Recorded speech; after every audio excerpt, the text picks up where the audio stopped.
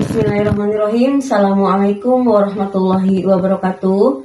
Yang terhormat Bapak Ibu dosen penguji uji kinerja PPG Transformasi Pendidikan Agama Islam tahun 2025. Perkenalkan, nama saya Eis Suheria, mahasiswa PPG PAI Batch 3 tahun 2025 di LPTK Universitas Islam Negeri Syarif Hidayatullah Jakarta dengan NIM 4250014205. Saya mengajar di Sekolah Menengah Pertama Asifa. Pada hari ini, Rabu 8 Oktober 2025, saya akan melaksanakan uji kinerja di kelas 8 dengan materi meyakini kitab-kitab Allah menjadi generasi pencinta Al-Quran yang toleran. Terima kasih, semoga bermanfaat. Wassalamualaikum warahmatullahi wabarakatuh. Assalamualaikum.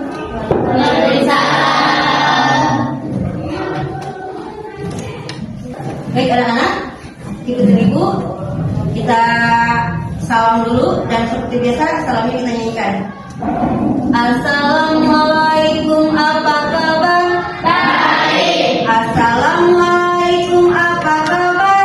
Baik. Assalamualaikum. Waalaikumsalam. Assalamualaikum, apa kabar? Baik. Assalamualaikum, how are you? Assalamualaikum, how are you? Fine. Assalamualaikum. Waalaikumsalam. Assalamualaikum, how are you? Fine. Assalamualaikum, kaifa haluk? Alhamdulillah. Assalamualaikum, kaifa haluk? Alhamdulillah.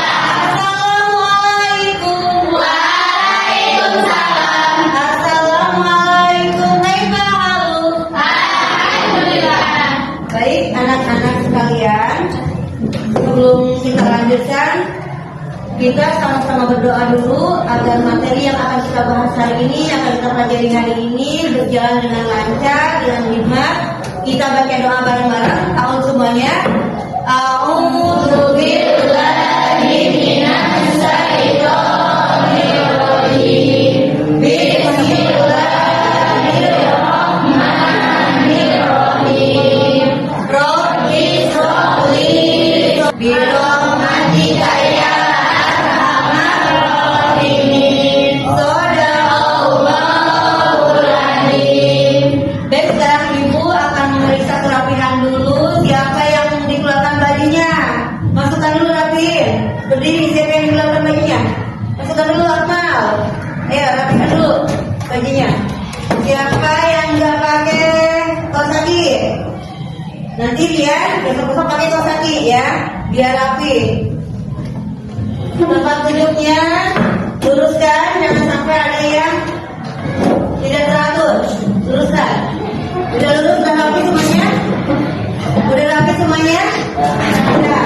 Baik, sekarang kita bersama-sama menyanyikan lagu wajib nasional terlebih dahulu. Silakan berdiri semuanya. Kita menyanyikan lagu Garuda Pancasila. Silakan berdiri.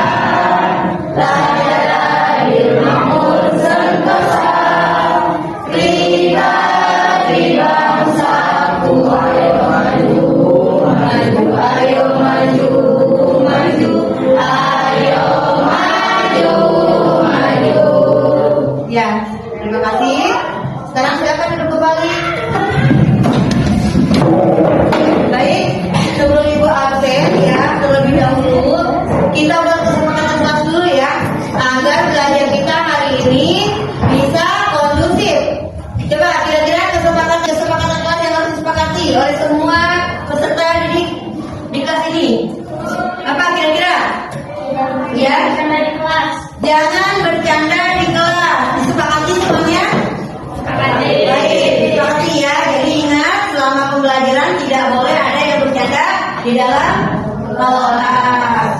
Baik, sekarang ibu ambil dulu. Nova, Hadir. Salsa, Hadir. Hani, Hadir. Runi, Hadir. Putri, Hadir. Juju, Sakit. sakit. Sakit apa Juju? Ada yang tahu? Gak ada.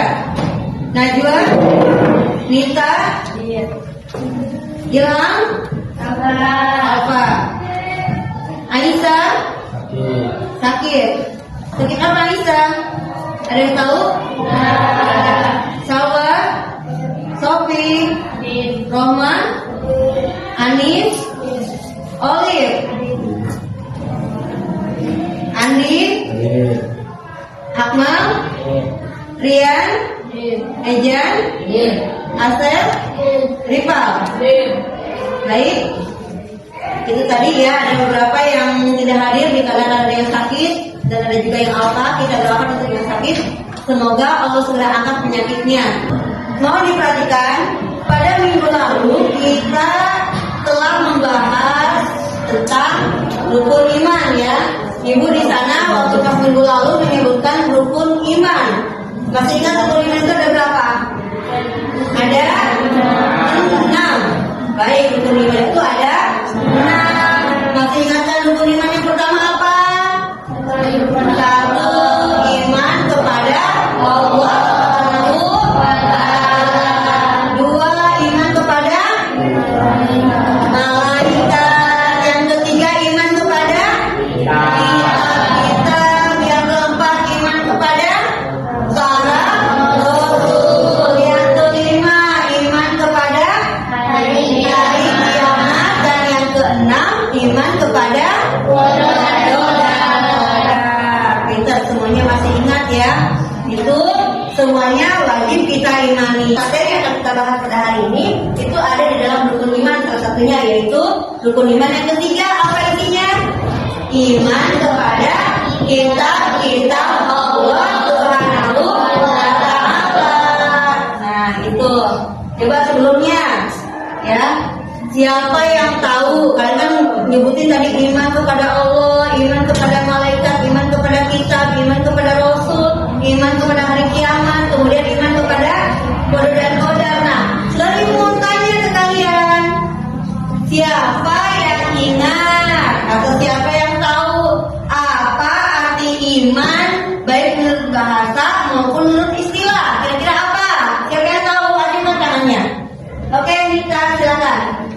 Iman menurut bahasa yaitu percaya, dan menurut istilah iman adalah keyakinan yang tumbuh dalam hati, diucapkan dengan lisan dan diwujudkan dalam amal perbuatan.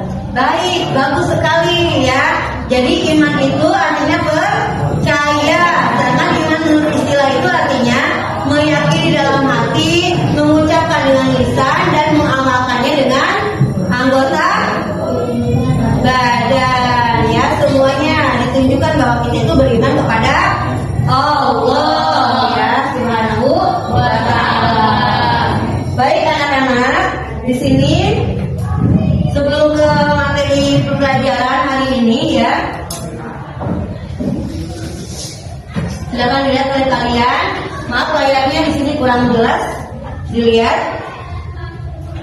Untuk materi hari ini yaitu judulnya tentang meyakini kitab-kitab Allah, kemudian menjadi generasi pencinta Al-Quran yang toleran.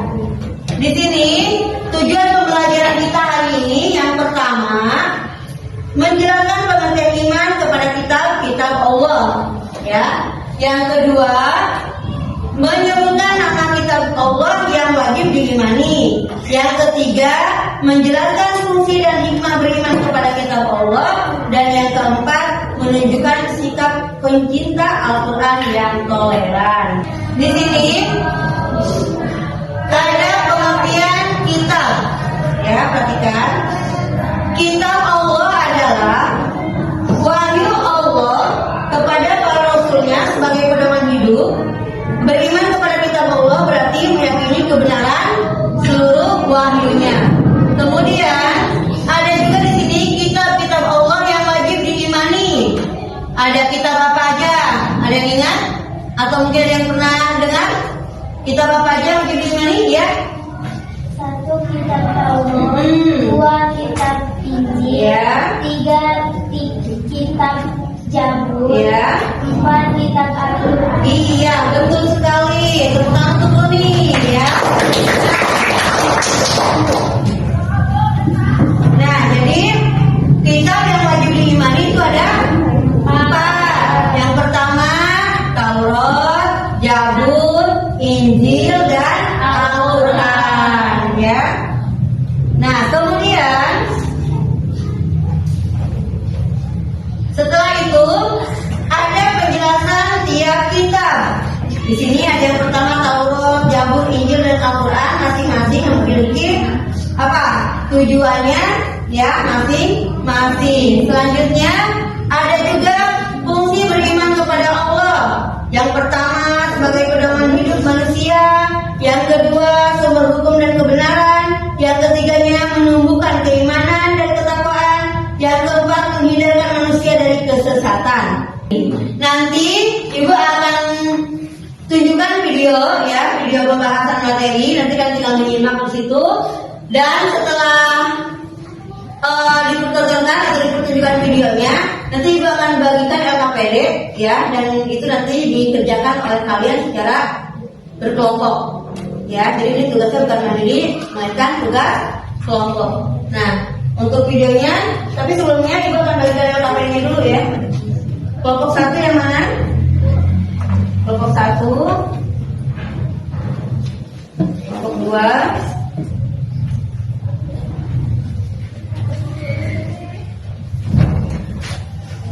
kelompok 3, dan kelompok 4. Ini videonya akan Ibu tayangkan.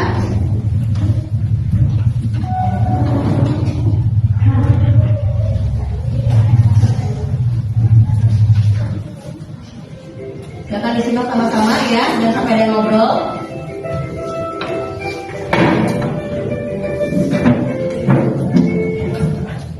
Hai semuanya, kembali lagi di channel portal edukasi. Pada kesempatan kali ini kita membahas makna dari PA bahasa Al-Quran, yaitu berarti yang ini kitab Allah Subhanahu wa Ta'ala menjadi generasi penciptaan yang toleran. Pada ini sudah beberapa dekade.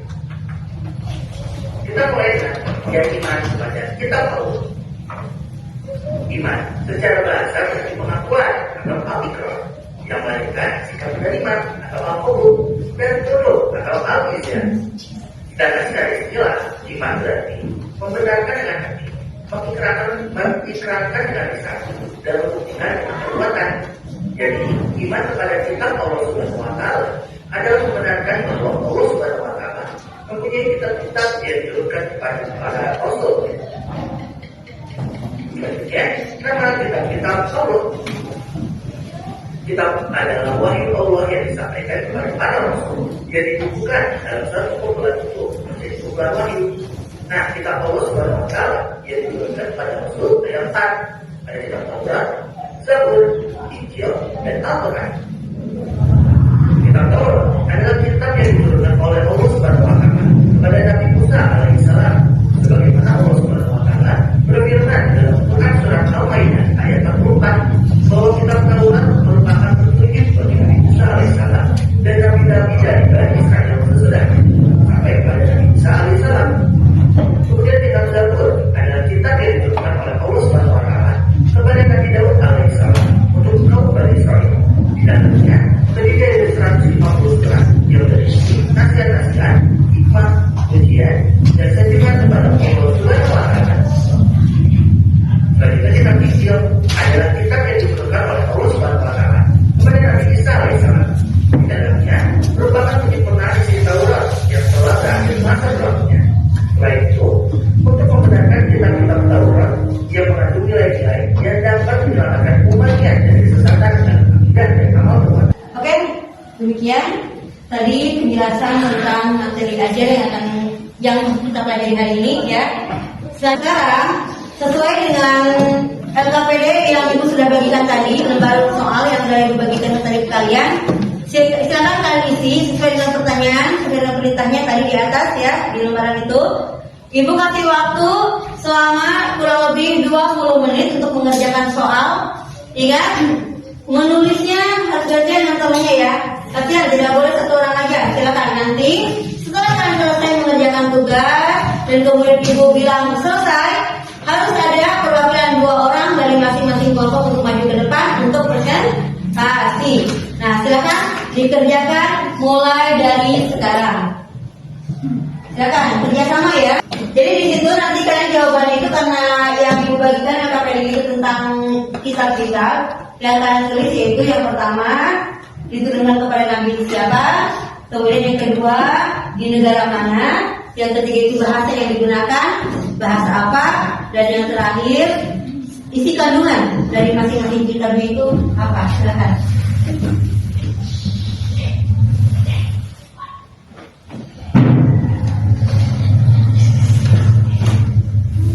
Sudah semuanya? Baik, kalau sudah selesai, seperti tadi yang sudah ibu bilang bahwa untuk presentasi kalian harus maju perwakilan 2 orang dari masing-masing kelompok ya. Kita persilakan ibu panggil untuk kelompok 1. Silakan yang maju siapa? Putri sama Nita. Baik, Putri sama Nita maju ke depan dan yang lain menyimak ya. Silakan maju ke depan. Ayo, silakan bawa itunya jawabannya, silakan, dan soalnya dia nanti dibacakan sama temennya yang 1. Ayo.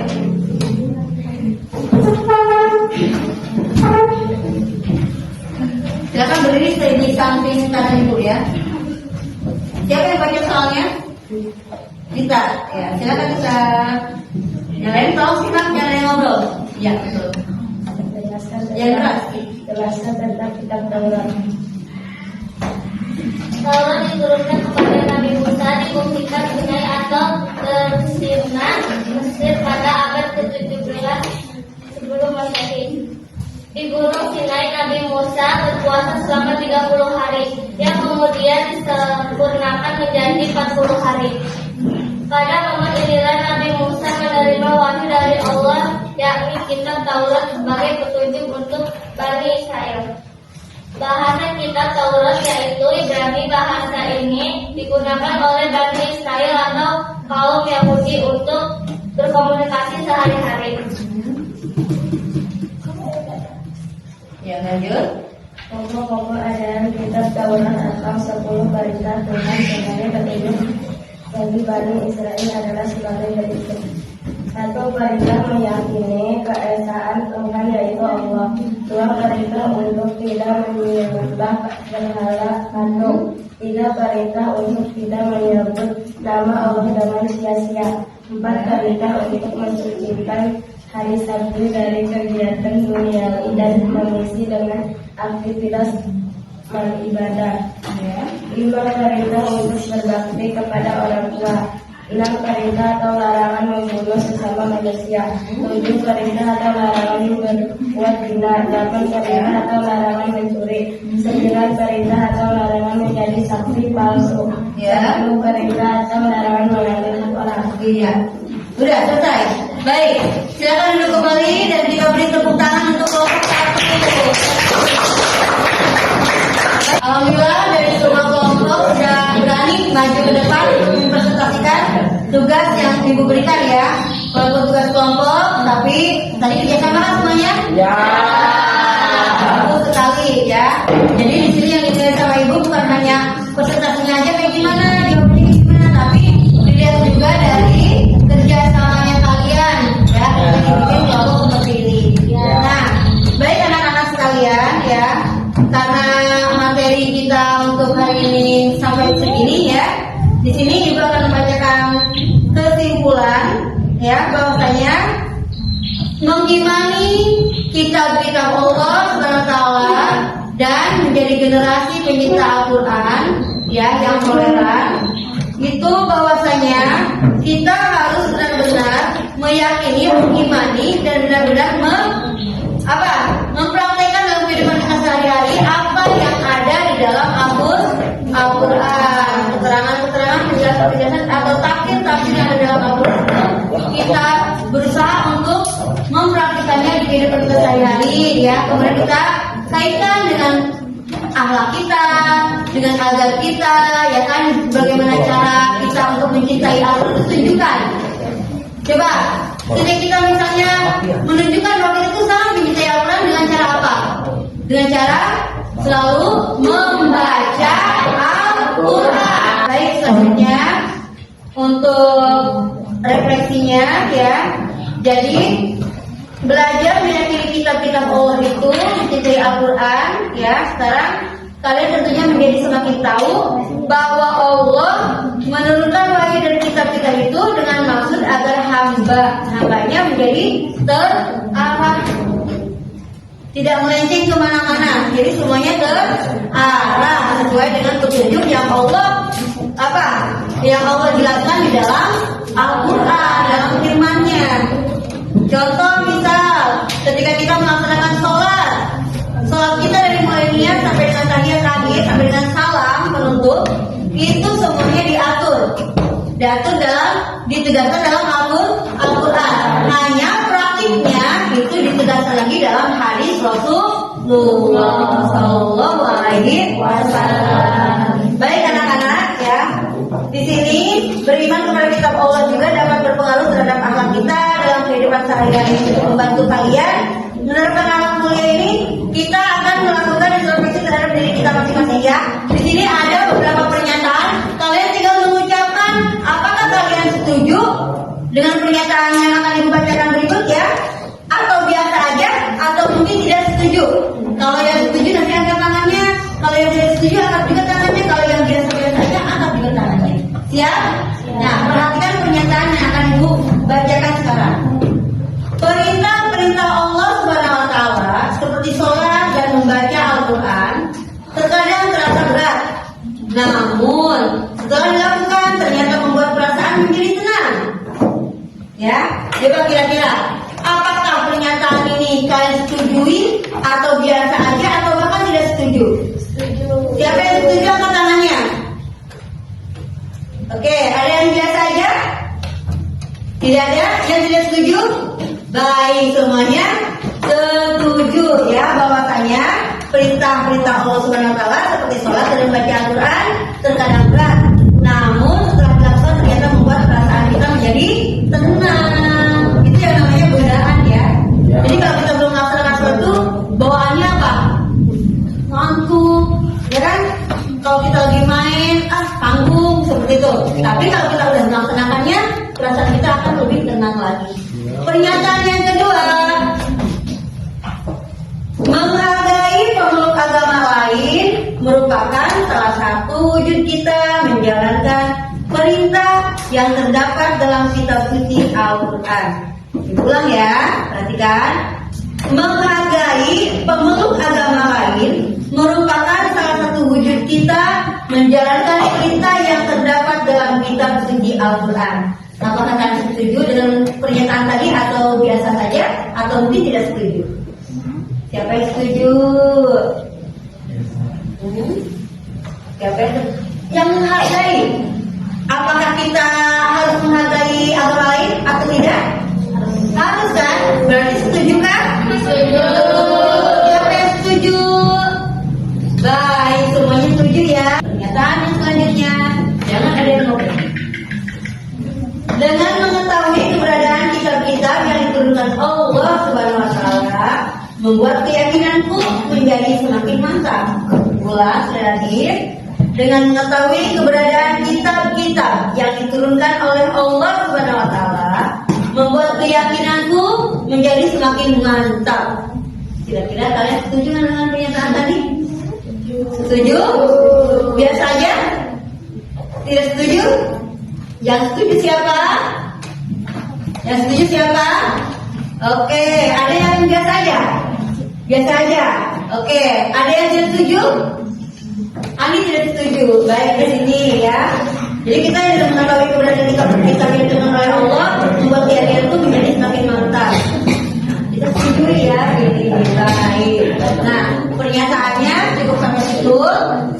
Jadi intinya kita harus berbanyak membaca Al-Quran sebagai ciri bahwa kita mencintai Al-Quran. Dan Al-Quran juga berkaitan banget dengan yang namanya Ya, kita kalau misalnya tidak ada Al-Quran, tidak ada pedoman, maka akal kita akan acak-acakan atau akan berantakan, tidak terarah, tidak teratur. Mungkin ke orang tua kita akan menunjang. Apa menunjang?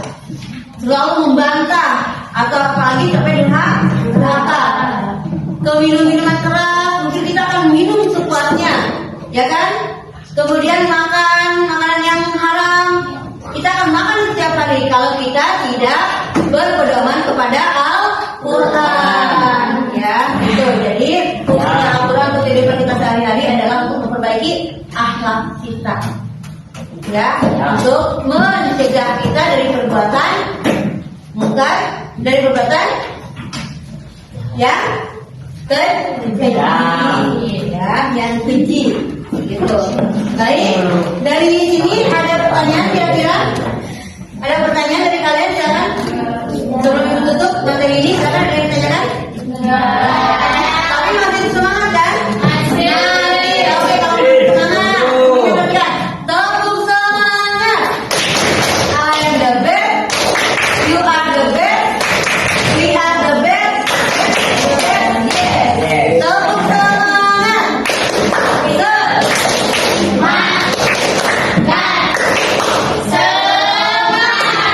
Baik, sekarang Ibu akan mengadakan pertanyaan yang bisa menjawab, maka boleh pulang duluan, ya. Siap? Siap. Masih tentang seputar materi yang tadi. Oke. Kita Taurat. Perhatikan. Tadi jangan siapkan dulu, rapikan dulu untuk aslinya. Aslinya rapikan dulu. Jadi nanti baru dijawab ya. Kalau udah rapi, jawab nanti boleh langsung pulang. Tapi sebelumnya Ibu ucapkan terima kasih ya atas segala perhatian. Jangan lupa untuk minggu depan kita akan membahas lebih lanjut lagi tentang generasi pencinta Al-Quran yang toleran. Itu akan kita bahas lagi pada minggu yang akan datang. Insya Allah ya, mudah-mudahan kita sehat semuanya. Ya, udah dirapikan? Ya. Udah. Baik, sekarang siap nih. Kita baca alhamdulillah dulu ya. Ya. Alhamdulillahirabbil alamin. Subhanaka Allahumma wa bihamdika asyhadu an la ilaha illa anta astaghfiruka wa atubu ilaik. Pertanyaan yang pertama, siapa yang mau pulang duluan silakan jawab. Kitab Taurat itu diturunkan kepada Nabi Musa. Acungkan tangannya kepada Nabi Musa. Silakan Murni. Ya, boleh langsung pulang. Kitab Injil itu diturunkan kepada Nabi Injil kepada Nabi siapa ya? Kepada Nabi salah. Nabi siapa? Siapa yang tahu? Boleh pulang. Nabi salah. Nabi apa? Nabi Musa salah. Nabi Isa boleh langsung pulang. Tuh. Yang ketiga, Al-Quran diturunkan pada tanggal berapa? Tanggal berapa? 17 apa? 17? Ya, 17 Ramadan. Silakan Bapak pulang.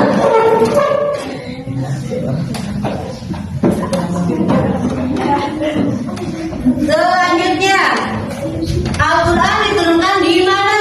Di